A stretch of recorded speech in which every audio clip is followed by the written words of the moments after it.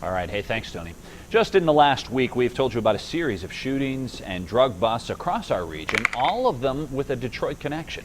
In Charleston, 2 shooting scenes have landed 4 people with ties to Detroit in jail. One of those shootings ended with a teenager dying. In Dunbar, police conducted a drug bust at a hotel and arrested a man with warrants in Detroit. Then Huntington, 2 separate drug busts this week have landed 2 other people from Detroit behind bars. Tonight, WSAZ investigates the crime connection between Detroit and West Virginia. News Channel 3's Dan Griffin got a closer look at the neighborhoods in Detroit where crime, drugs, and blight have taken over.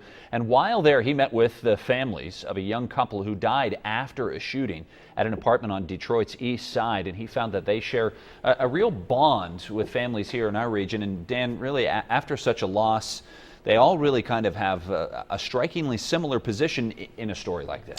Well, that's right, Tim. They really want to end the violence, and they say it begins with a change in mindset and a greater value for human life. As I learned from the parents in Detroit and here in West Virginia, losing a child doesn't have to bring you down. It can also empower you.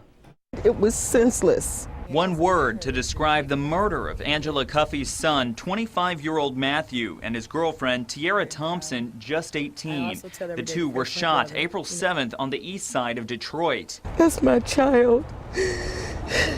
And someone took his life away from me, and I'll never be able to see him again. There are still no arrests in the case. While these many murderers are still roaming our streets, then no street is safe and no person is safe. But instead of getting angry, the 2 families are igniting a change in their city. Something has to stop the violence with the guns and the drugs and all this that's coming into, it's taking too many young lives, They say it means dropping the guns and crime for faith and a greater value in human life. And we want to catch these children when they're young so that they don't have the mind to go out and kill someone else, to just take someone else's life.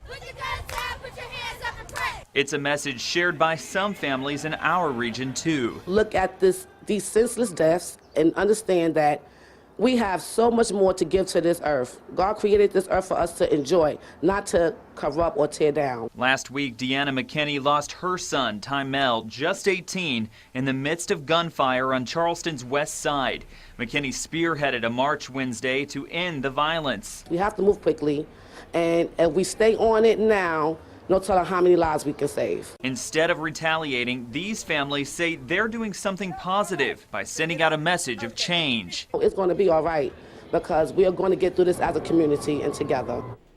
Now, the families I talked to in Detroit say they won't rest until the violence stops. They also say they're holding out hope someone is caught in that murder case. And Tim, one of the parents I talked to said something to me that really made me think a lot. She said, tomorrow's not promised to us. That's something she's learned out of all of this. Yeah, and it's something when you look at those families and you realize it goes far beyond the statistics because these are personal stories. Absolutely. All right. Hey, thanks, Dan. And Tymel McKinney's death was part of 2 shootings just hours apart on Charleston's west side. Charleston police arrested 4 men with connections to the city of Detroit after both of those cases.